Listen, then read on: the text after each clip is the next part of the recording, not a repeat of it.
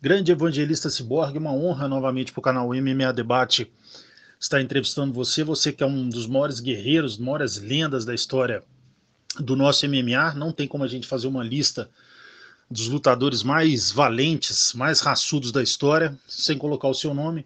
Gostaria que você falasse para a gente, né?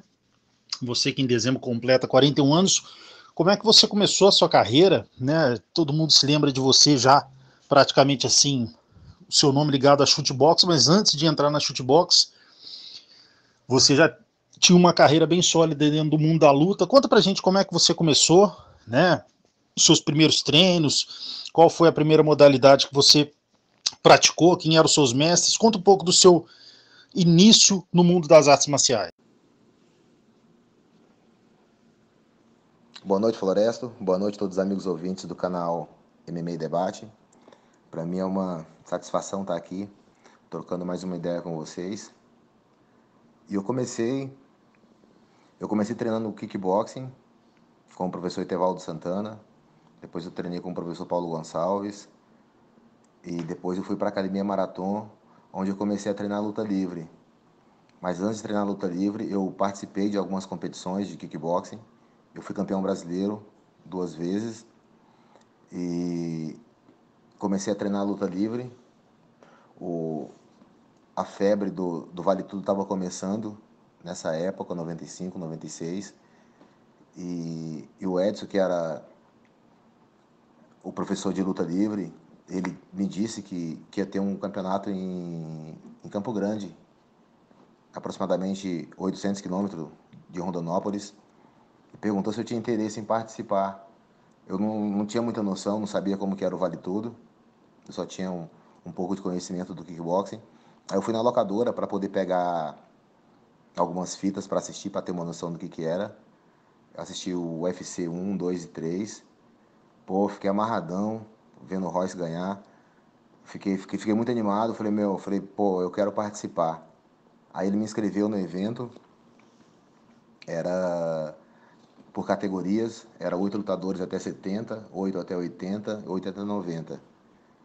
Aí fazia 3 lutas para poder chegar na final. Eu tava com 18 anos, eu fui na categoria até 70. Eu cheguei na final do torneio. Para mim foi uma experiência muito grande, assim, porque eu não tinha muita noção. Na verdade, não tinha noção nenhuma de como era o Vale Tudo. Eu estava esperando para poder ver a primeira luta do evento, para poder ver ao vivo ali, ver como é que era. Aí quando pensa que não, pô, anunciaram que era a minha primeira luta para abrir o evento. Pô, eu tava nervosão, mas fui para dentro, meti a porrada e consegui uma vitória rápida, que fiquei bem motivado. E na final do torneio eu acabei perdendo, mas naquele momento ali eu senti que era aquilo que eu queria, sabe, que eu queria realmente. Rolou uma afinidade muito grande naquele momento. Eu já voltei motivado, pô, continuei treinando. Aí eu fui na locadora buscar mais fita para poder assistir, para ter um pouco mais de noção do que eu estava fazendo, do que eu estava querendo. Aí eu fui assistir o UFC 7 do Marco Ruas. Eu acho que ali rolou uma afinidade muito grande. Meu, eu tive a oportunidade de encontrar o Marco Ruas 15 anos depois e falar para ele, sabe? Ele foi uma grande inspiração para mim. Foi a pessoa que eu peguei como referencial de estilo de jogo. Um jogo, pô, muito bonito, um Muay Thaizinho, chutando nas coxas, a chave de pé. E se você hoje analisar o meu jogo, desde que eu comecei, peguei ele como referência e meu jogo é bem baseado nisso. Eu continuei no kickboxing, continuei na luta livre. Eu cheguei a treinar com o mestre João Ricardo por bastante tempo e me formar a faixa preta de luta livre no ano de 2002. E então o Marco Ruas ali, ele foi uma inspiração legal, foi o referencial que eu tive. E o Tyson também era a máquina da época e eu procurava assistir tudo que eu podia sobre ele, sobre as lutas dele. Então foram as duas pessoas em quem eu me inspirei para poder fazer a minha carreira como atleta. Na nossa primeira entrevista, né, muita gente ficou encantada, né, te conhecia como um grande atleta, como um guerreiro, e ficou encantada com a sua parte cultural, né? Você demonstrou várias citações sobre filosofia, sobre religião, demonstrando ser uma pessoa que tem interesse em vários assuntos além do ambiente da luta e demonstrando um nível cultural muito grande. Se você não fosse lutador, né, na sua infância, antes de decidir seguir a carreira dentro das artes marciais, qual era o seu grande sonho? A sua profissão que você almejava para sua vida? Olha, Floresto, como todo garoto, todo brasileiro, eu sonhava em ser jogador de futebol. Pô, me imaginava dando drible fenomenal e fazendo só gol de bicicleta. Todo dia eu me imaginava, me via de posse disso, tirando foto, dando autógrafo. E quando eu ia jogar, pô, a molecada me deixava sempre no banco. Eu tinha muita vontade, mas muita pouca técnica. Nunca me deixavam jogar. E eu comecei no kickboxing e desde que eu comecei, que eu fiz a primeira luta de vale tudo, rolou uma afinidade muito grande. Falei, meu, eu quero ser lutador. Eu sabia que eu seria lutador. Quando eu era criança, eu trabalhava também na cocheira, cuidando dos galos de briga. Então sabia que, meu, o galo, pô, pode perder, mas não pode correr de uma briga. Então eu trouxe isso para minha carreira, incorporei em mim esse espírito aguerrido de galo de briga e estava disposto a levar até o fim. Até para provar para a molecada ali que, meu, que era possível. Geral desacreditou. E graças a Deus eu tive inúmeras oportunidades. Foi a luta, foi o esporte que me deu a oportunidade de sair de uma pequena cidade no interior do Mato Grosso e conhecer os quatro cantos do mundo hoje. Então, o esporte abre portas e junto com a luta, eu sempre busquei estar associando. Eu sempre gostei muito de leitura e as dificuldades vêm para todo mundo. E eu me afugentava, eu buscava os livros ali sempre como refúgio, até para estar fortalecendo psicologicamente, espiritualmente, para enfrentar as adversidades do dia, que todo dia nos oferece muitas adversidades. E, e se eu não fosse lutador, como você havia perguntado, eu sinceramente, eu ainda acho que a minha grande profissão, ela ainda está para ser descoberta. Ainda está para ser descoberta. O que eu realmente tenho de importância para fazer. Não deixa de ser importante o que já foi feito, mas eu creio que o melhor sempre está por vir. Cyborg, conta um pouco pra gente, né, como é que era a rotina de treinamento de um lutador de MMA ali quando você começou, mais ou menos no final dos anos 90, em comparação com hoje em dia, né, que o lutador hoje em dia tem todos os equipamentos, tem nutricionista, tem fisiologista, tem tudo que não tinha na sua época. Conta um pouco pra gente, até para essa geração nova de lutadores que está escutando a nossa entrevista, conta um pouco pra gente como é que era o treinamento na sua época, em termos de equipamentos, de segurança, enfim, que a gente sabe que era muito mais duro do que hoje em dia, né? Geralmente um treinamento na sua época já era uma luta. Conta um pouco pra gente da diferença do MMA quando você começou, a parte de treinamento, de preparação para uma luta, para os dias atuais. Olha, a rotina de treinos há 2 décadas atrás, ela talvez fosse um pouco mais dura do que é agora, pela falta de equipamento, pela galera não dar tanta importância. Mas eu sou a favor, eu acho de você treinar duro, sabe? Treinar duro e treinar com segurança. Colocar material e realmente fazer o treino duro, o mais próximo da verdade possível. Eu, quando eu comecei a minha carreira, eu sempre fui um atleta, durante toda a minha carreira, eu acho que os treinadores as pessoas que me acompanharam podem afirmar isso. Eu sempre fui muito dedicado, eu nunca precisei da motivação de vir de fora para mim poder me dedicar aos meus treinos. Eu sempre me esforcei bastante, sabe? E nos dias atuais, eu acredito que é uma grande vitória por MMA, o fato do atleta já ter vários profissionais ali disponível para te assessorar, para poder te dar um bom preparo físico, fisiologistas, psicólogos, bons preparadores físicos. Eu acho que isso é importante, sabe? Os atletas da década passada, duas décadas passadas, 3 décadas passadas, eu acho que derramou muito suor e sangue para o esporte chegar na proporção que está hoje, chegando a todos os lares do mundo inteiro. As crianças reconhecem os campeões e querem ser como eles. Tudo que eles dizem tem muita influência, tem um peso muito grande. Por isso que eu sou completamente contra, sabe, essa troca de agressão verbal entre atletas. Eu acho que é desnecessário para você promover uma luta, porque o que você diz ali é levado a sério por milhões de crianças. Desde que começou a fazer sucesso essa falação através do McGregor, um monte de gente está seguindo o que o cara está fazendo. Eu acho que está fazendo perder a essência do que o esporte pode realmente contribuir. Eu particularmente não aprovo e aconselho, sugiro para os meus atletas, não falar nada, cara, mostrar em cima do ringue, mostrar com atitude. Eu acho que as pessoas pagam para ver isso.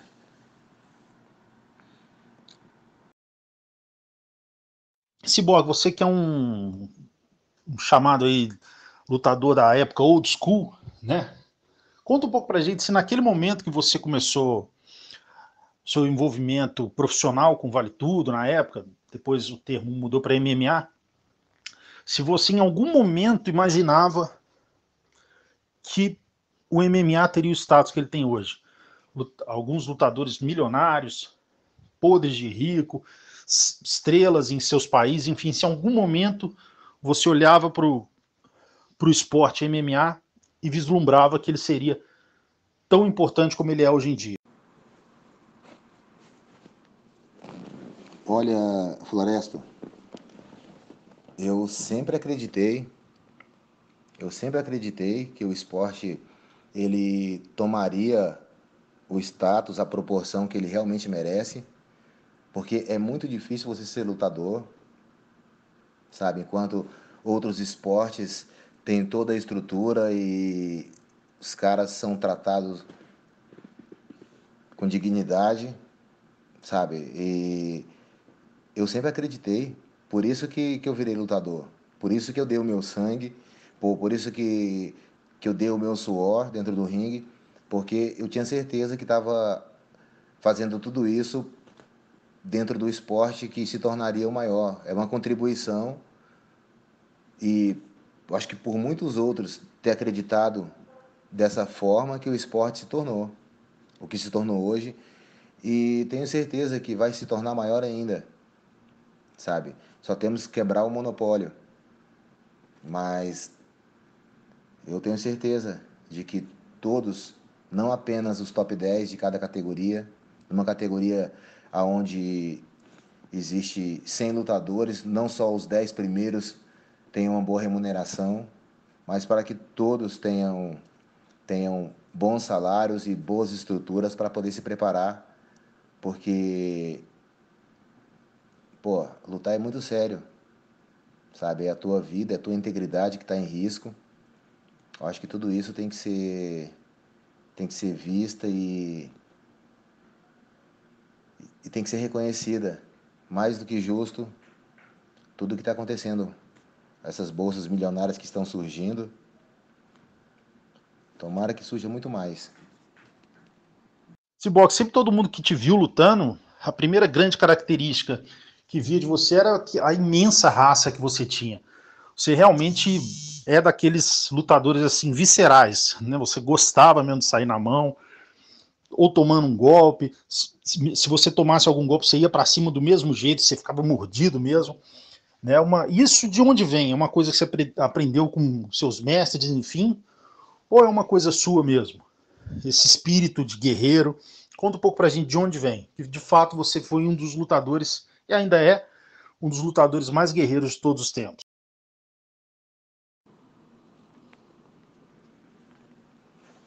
Olha, Floresta, eu acho que o que não pode faltar para um lutador é vontade, é garra, é determinação. E eu trouxe isso da infância. Acho que, apesar de todas as dificuldades que eu tive, ter que trabalhar desde cedo para poder ajudar no sustento de casa, trabalhar como engraxate. Pô, fora a molecada que me pegava na rua direto e me metia porrada, eu trabalhava com galho de briga, eu trabalhava numa cocheira onde a gente preparava os galos. Eu aprendi a tosar, a treinar, a operar, a dar comida para os galos, então, ia nas brigas, então o galo, meu, jamais pode correr, tem que brigar até o final. Então, esse espírito de galo de briga, eu acho que quando eu comecei a lutar, eu sabia que, cara, não pode correr, compadre. Tem que ir para dentro o tempo inteiro, sabe? Perder faz parte, mas correr jamais. E desde que eu comecei como lutador, isso já estava enraizado. Eu sabia que nem a pau, jamais. Nunca correr, para dentro sempre. E eu fiz disso, pô, minha profissão de fé e eu levei por toda a minha carreira. Bom, falando nisso, né, nesses mais de 20 anos que você tem de carreira profissional, tem algum atleta no seu peso, enfim, que você, ao longo da vida, tentou fazer uma luta com ele, não aconteceu, e você tem aquele sentimento de, não, um dia eu queria ter saído na mão com aquele atleta e não consegui. Tem alguma luta que você quis fazer e não fez, e contra quem seria?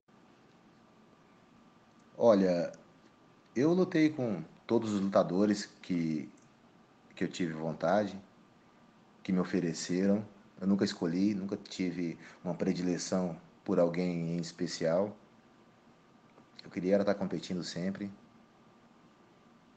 E talvez uma terceira luta com o Melvi é uma vontade que eu sempre tive, porque talvez ficou muito mal resolvida os dois encontros. Mas fora isso, não tenho mais ninguém em especial.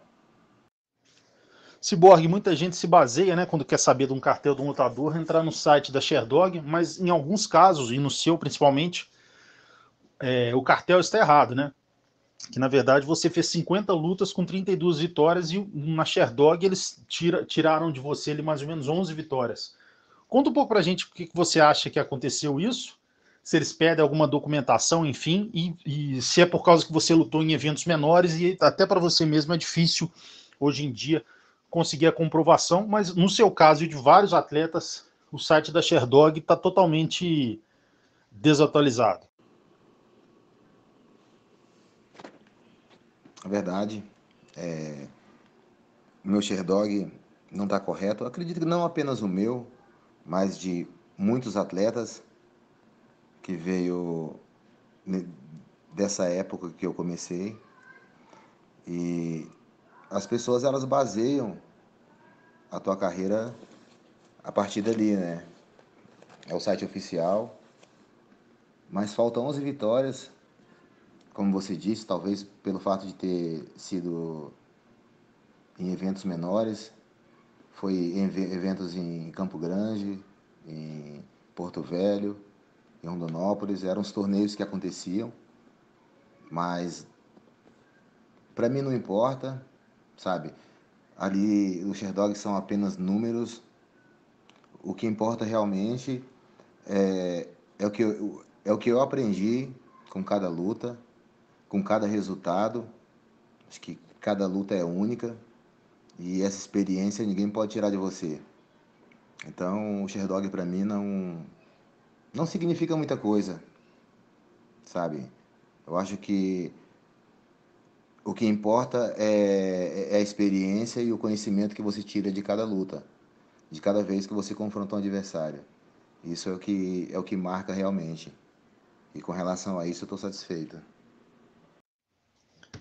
Ciborgue, muita gente que conhece só o atleta Ciborgue, não conhece, né, o homem, sabe, a pessoa educada, bacana que você é, e não sabe também que você é uma pessoa que tem um nível cultural muito alto. Conta um pouco pra gente aí dos principais livros, aí você que é uma pessoa que gosta muito de filosofia, de história, conta um pouco pra gente aí dos livros que definiram aí o seu caráter, enfim, as pessoas que você tem grande admiração, seja na filosofia, na arte em geral. Conta um pouco pra gente desse lado aí cultural do Ciborgue, o lado espiritual também, que eu sei que você é um grande cristão também. Conta um pouco pra gente dessa parte fora do lutador. Então, além de gostar de treinar e lutar bastante, eu também gosto de ler. Eu leio de 15 a 20 livros todo ano, escuto pelo menos 15 a 20 também. Eu quero, ao longo da história, a gente acaba conhecendo personagens assim marcantes. Um deles é o Abraham Lincoln. O Abraham Lincoln, segundo a maior parte de seus biógrafos, considerava ele uma pessoa bastante depressiva e melancólica. Ele perdeu a mãe com 9 anos, era maltratado pelo pai. Logo que casou, a esposa faleceu. Depois ele teve um problema emocional, acabou ficando de cama por 3 meses, por 6 meses. Faliu no comércio e quase todos os cargos públicos a qual ele concorreu, ele perdeu. Ele continuou persistindo e perseverando e aos 53 anos ele se tornou o mais importante presidente da história dos Estados Unidos. Acho que tem muita coisa, muita lição que a gente pode aprender com ele. E graças a ele, a lei que aboliu a escravatura foi assinada e por uma decisão tão importante foi preciso alguém tão perseverante para poder fazer uma lei como essa, tão importante e tão decisiva. Porque muita gente tirava benefício da mão de obra escrava gratuita. E outro personagem que eu gosto bastante é o Frank Delano Roosevelt. Teve poliomielite, ele ficou em cadeira de roda e mesmo assim governou os Estados Unidos por 4 mandatos. Foi o único na história a conseguir essa façanha. No período da Grande Depressão, na quebra de 10 mil bancos, quebra das bolsas de valores em 1929, ele conseguiu tirar o país do lamaçal em que se encontrava, onde estava todo mundo desempregado, na Segunda Guerra Mundial também. Então, uma pessoa bem importante e vale a pena a gente estar conhecendo o que eles fizeram que os tornaram tão importantes. Outro também que eu sugiro que as pessoas leiam é os livros de Viktor Frankl, Em Busca de Sentido. Ele é um psicólogo, ele foi aluno de Freud e aluno de Adler. Ele foi um dos sobreviventes de 4 campos de concentração naquele período da Segunda Guerra Mundial. E ali dentro, no próprio convívio diário, ali no campo de concentração, ele estava desenvolvendo a sua psicologia, evitou muitos suicídios, e ali ele perdeu os pais, perdeu a esposa que ele tinha recém-casado, perdeu os irmãos, e começou do zero, bateu a poeira e é um dos mais importantes fundadores das escolas psicanalíticas, foi o Viktor Frankl. Escreveu mais de 32 obras, ele foi palestrante em mais de 10 universidades no mundo inteiro Ele teve inclusive no Brasil em 1987, se não me falha a memória. Então vale a pena a gente ler o que ele... conhecer a história de vida de pessoas dessa magnitude. E um outro autor também que eu sugiro que as pessoas conheçam é o Napoleon Hill. O Napoleon Hill, ele era um jovem repórter que, a pedido do... ele foi entrevistar o Andrew Carnegie, que na época era considerado como o senhor do aço, o homem mais rico do mundo, e foi proposto para ele ficar 20 anos entrevistando 20 mil pessoas e descobrir o que fazia as pessoas prosperarem, o que fazia elas fracassarem, e escrever um manual, um livro onde as pessoas pudessem, uma pessoa comum pudesse ler, absorver e obter sucesso. E ele estudou, dentro dessas 20 mil, ele separou as 500 mais importantes da época. Entre elas está o Henry Ford, está o John D. Rockefeller, está o Thomas Edison, o Marconi. Então, eram os grandes personalidades da época. Ele estudou e elaborou, depois de 20 anos de estudo, elaborou esse livro que chama As 16 Leis do Triunfo, escrito por Napoleon Hill. E antes desse livro ser publicado, ele foi levado em algumas universidades para poder debaterem sobre ele, e todos os que leram se impressionaram. Então é um livro que você tem que ter de manual ali, de cabeceira, porque vale a pena. Ele te apresenta ali, é um livro de 750 folhas. O meu, já li ele 5 vezes, desde 2013, quando eu conheci a primeira obra do autor.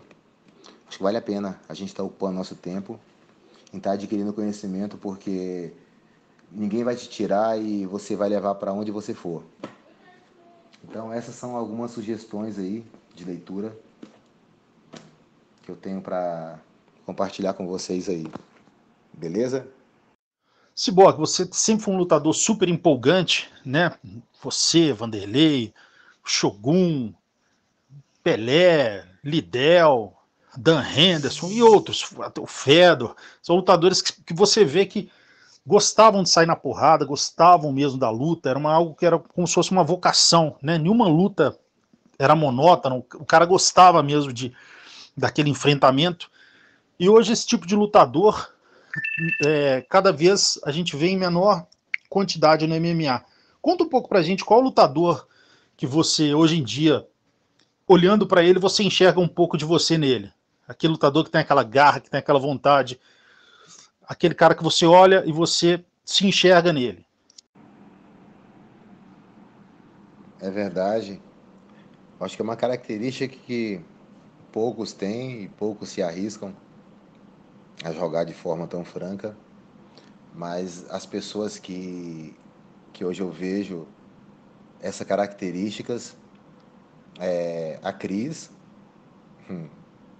ela tem a mesma característica, pô, devastadora, aquele ciborgue, e o Daniel Iliquete, esse garoto aí, vocês vão ver, vão escutar falar muito dele. Sabe o que é, determinado. Pode gravar esse nome aí, ó. Daniel Iliquete vai arrebentar em breve. Sangue no olho, moleque de disposição, apetitoso. Lá de Uberlândia. Tá treinando atualmente na academia do Diego Lima, em São Paulo. Ele tá com 23 anos, tá com 7-0 e fez uma das melhores lutas na última apresentação dele pelo ACD na Rússia. E eu boto bastante fé e vai chegar para ficar aí. Cyborg, todo mundo sabe que em 2004 você foi convidado pelo mestrão Rudimar para entrar na academia Shootbox e continua até hoje como um dos grandes representantes da academia, seja como atleta e seja também como um responsável por ajudar atletas no camp, enfim. Conta um pouco pra gente como é que foi a sua entrada na academia. Uma vez eu li uma entrevista sua que você dizia que aqueles problemas que o pessoal da Chutebox tinha com lutadores que vinham de outras academias, que eles chamavam de forasteiros, e eles saíam na mão literalmente, mais forte ainda com essas pessoas nos treinamentos, para ver se elas desistiam e saíam da academia. Conta um pouco pra gente como é que eram aqueles seus treinos na Chutebox, se realmente o pessoal tentava te pegar todo dia, e se em algum momento você pensou em desistir. Conta um pouco pra gente dessa fase da sua entrada na lendária Academia Chutebox. Olha, na verdade, quando eu cheguei na Chutebox, não foi o mestrão, o Rodimar, que me ligou.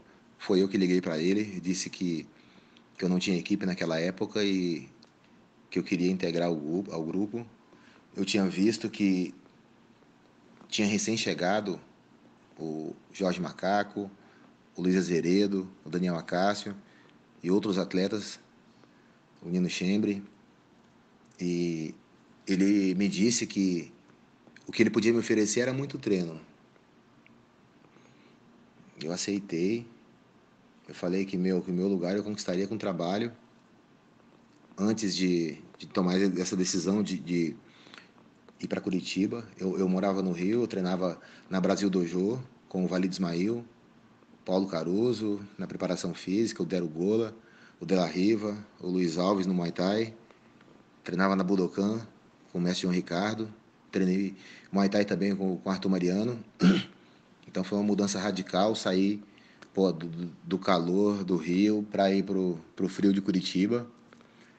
E a receptividade eu sabia que não seria das melhores, até porque eu tinha lutado já com o Pelé em 97, tinha lutado com o Shogun, tinha nocauteado o Urutum em poucos segundos em Curitiba, tinha desafiado o Vanderlei, e aparece para treinar assim. No primeiro dia foi tudo tranquilo, no segundo dia em diante, aí era porrada, todo dia, era para todo mundo, era treino duro para todos, em especial para mim. E eu jamais pensei em desistir, em pedir para sair, nunca. Galo de briga não corre da batalha. Então eu perseverei, continuei e já fazem 15 anos e estamos lá até hoje. Então foram bons momentos e são nas dificuldades que o guerreiro mostra que é guerreiro de verdade. E eu só tenho a agradecer. Eu acho que cada treino duro, cada dificuldade que eu encontrei na minha vida só me deu mais forças, só me preparou cada vez mais.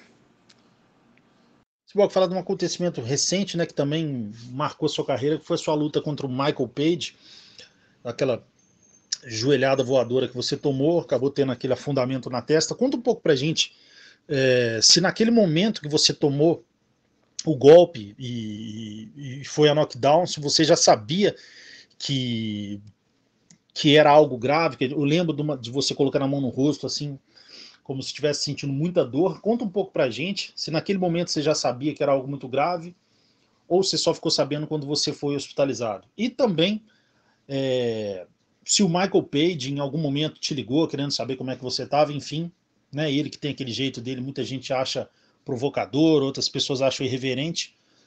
Conta um pouco pra gente sobre isso. E depois você tinha anunciado o término da sua carreira.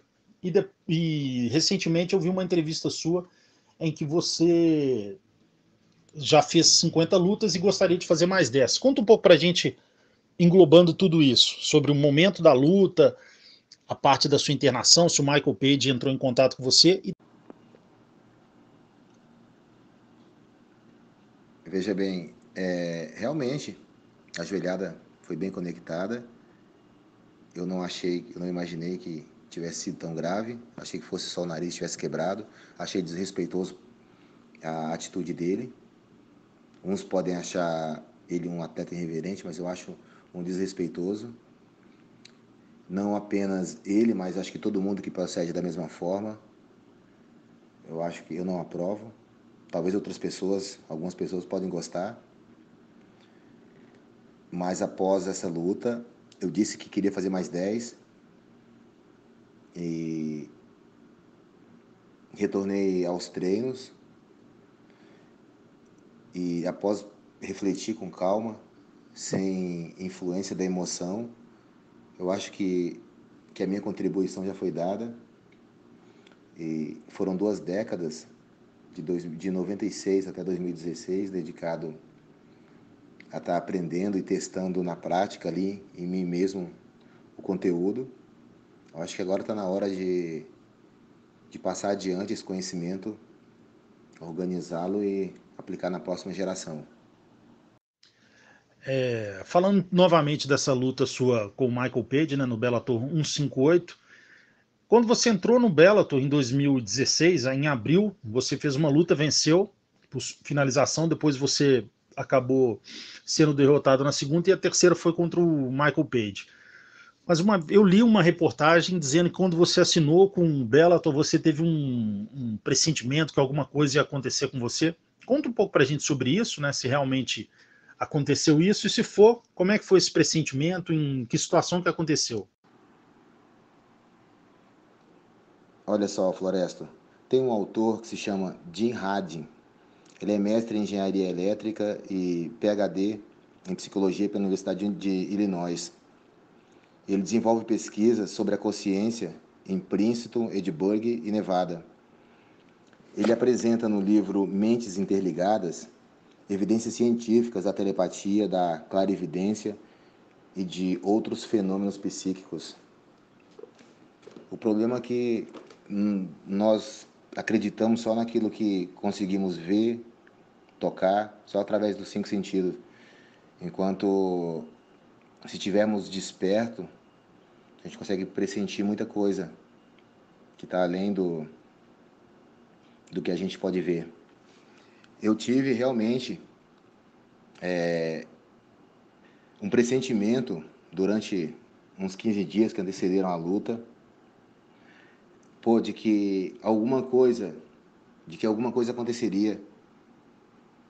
Realmente, estava muito...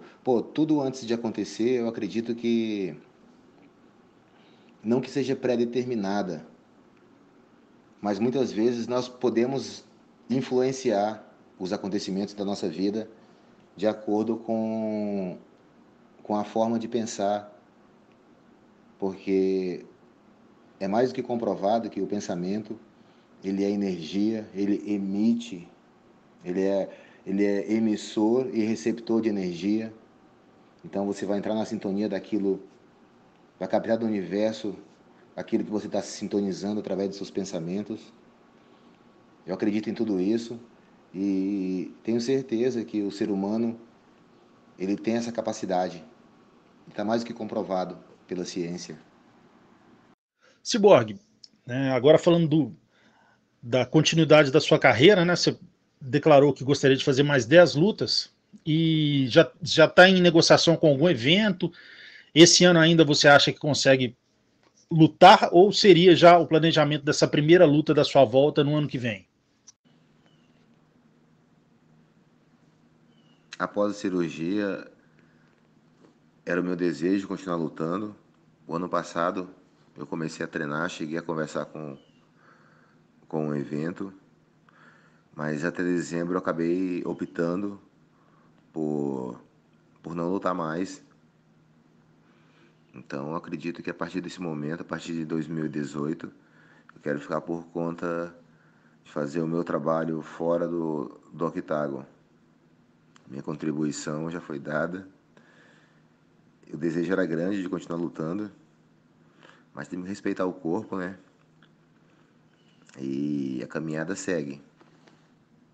Cyborg, aproveitando também, né, seu conhecimento do mundo do MMA, quais lutadores aí você aponta, né, o Brasil que sempre foi referência dentro do MMA, né, nunca a gente fala do MMA, dos lutadores de ponta e deixa de citar alguns brasileiros, mas nesse momento, né, a maioria dos cinturões dos grandes eventos não está na mão de brasileiros. Conta um pouco pra gente o que você acha que está acontecendo no MMA nacional, né, o que falta para a gente voltar a ser a maior referência do MMA, e também o que você acha que falta também, se há alguma coisa em termos de eventos aqui no Brasil, que cada vez a gente tem menos eventos, né? Na época que você começou a lutar, tinha vários eventos no Brasil e hoje em dia a gente vê pouquíssimos. O que você acha que falta para o Brasil voltar a ser a grande referência do MMA no mundo? Veja bem, Floresta, eu acho que o fato de não ter tantos eventos no Brasil agora, talvez seja o momento econômico que o país passa, mas eu tenho certeza de que tem muitos atletas ainda esperando apenas pela oportunidade para se apresentar. O Brasil sempre vai ser um celeiro de campeões. Talvez não tenha perdido um pouco o status ali de número 1 devido a essa quebra de equipes, esse racha que aconteceu. Hoje cada atleta ele perdeu muito a sua essência, ele cola com possíveis adversários para poder fazer um camping de 3 meses por uma luta, e cada luta ele está num lugar diferente treinando. Eu acho que isso não traz grandes benefícios. Eu sou mais a favor de um grupo fechado, não um grupo extremamente fechado, mas desde que tenha conhecimento suficiente, mas com um plano de trabalho, você poder trabalhar o atleta, trabalhar o seu psicológico, porque ele acaba se desfocando muito quando ele vai em diversas equipes. Ele escuta muita coisa, absorve o que deve e o que não deve. Eu acho que tudo isso faz com que ele perca o seu foco. Eu acho que talvez possa ser um dos fatores que tem feito com que diminuísse aí essa hegemonia que o Brasil tinha nos principais eventos do mundo com os cinturões. Mas eu acho que tem que trabalhar na base, não pode perder a essência da arte marcial, do trabalho conjunto, do trabalho em equipe todos os dias, e também fazer os seus treinos paralelo, mas o trabalho de família, o trabalho de irmandade ali no dia a dia. Eu acho que isso contribui muito quando o atleta vai se apresentar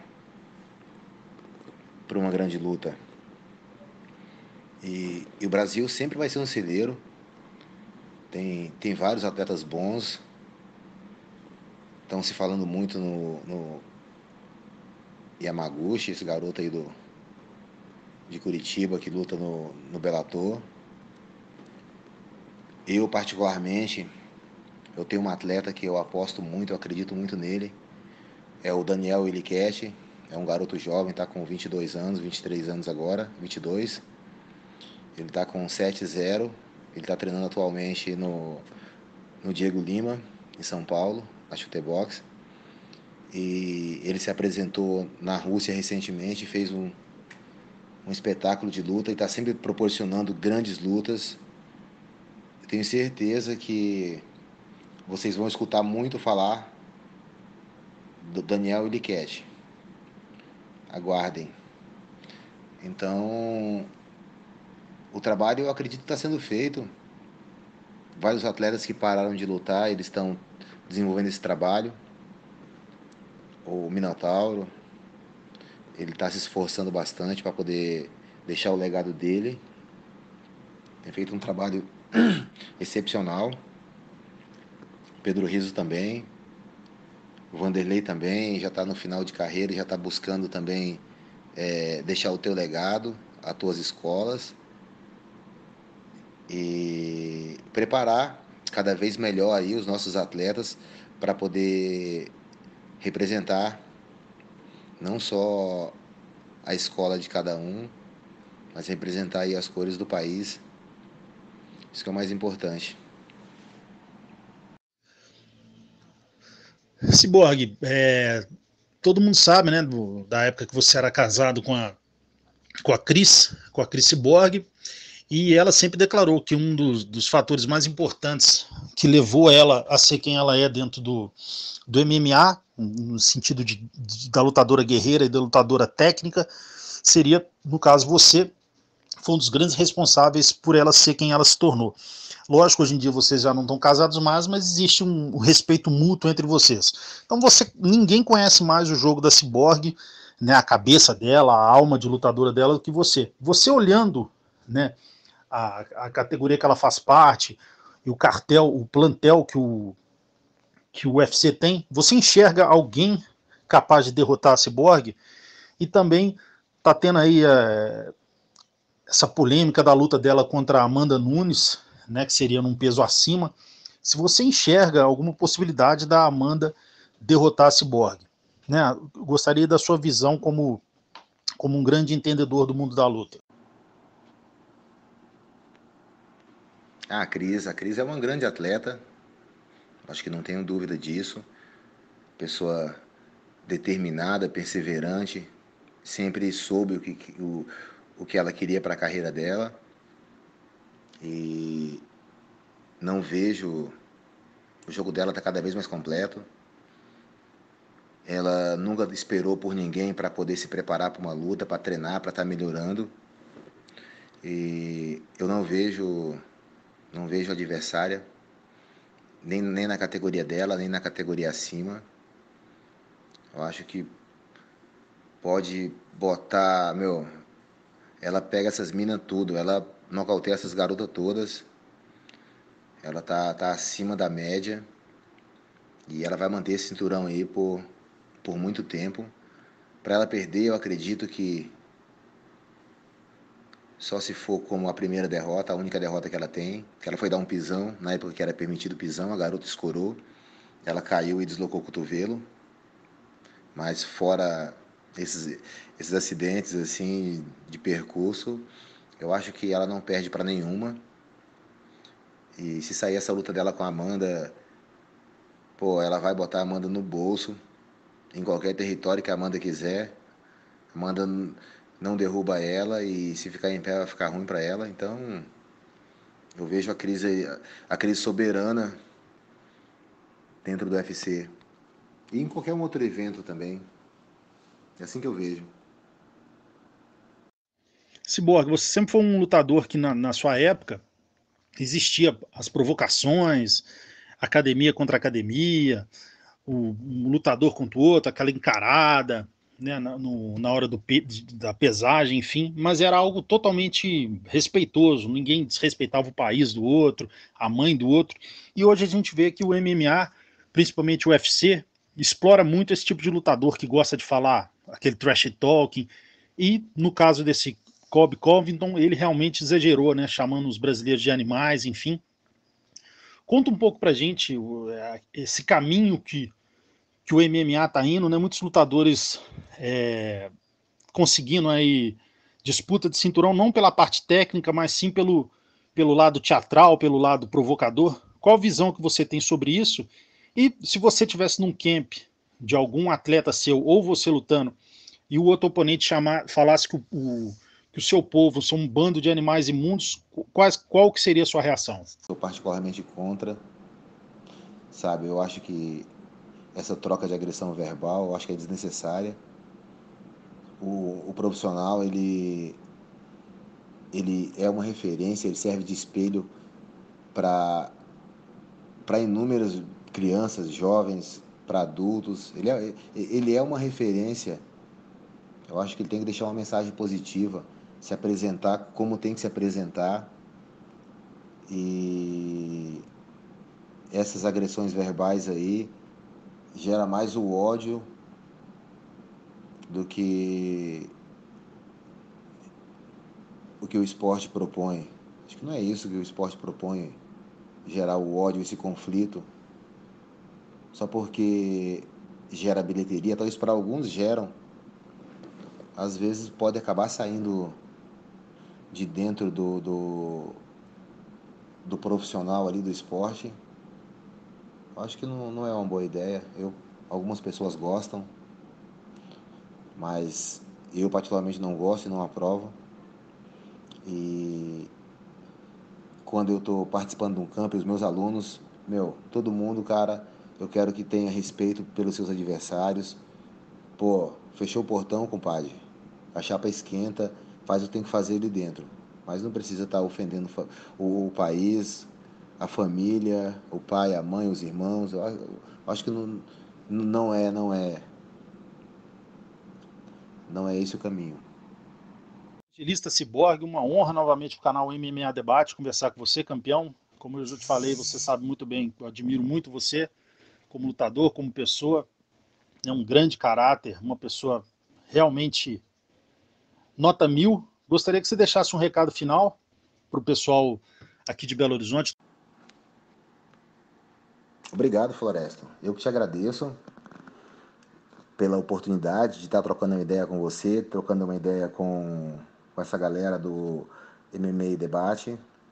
É uma satisfação, um prazer imenso tá revelando algumas coisas aí que as pessoas conhecem só o que você apresenta em cima do ringue.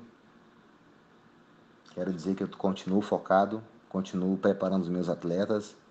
Atualmente eu estou em Houston, estou aqui nos Estados Unidos, mas temos uma academia aqui, estamos trabalhando com os nossos atletas, continuo focado, estudando também para adquirir mais conhecimento, sabe? Acho que conhecimento nunca é demais e é sempre importante estarmos buscando crescimento pessoal, emocional, profissional, dedicar o corpo e a mente, vai trazer muitas contribuições para o futuro. Então, é o que eu desejo a todos aí, que mantenham o foco e que continuem escutando as entrevistas aí do MMA Debate. Beleza, galera? Então, um grande abraço aí, fiquem com Deus e até uma próxima oportunidade para a gente trocar mais uma ideia.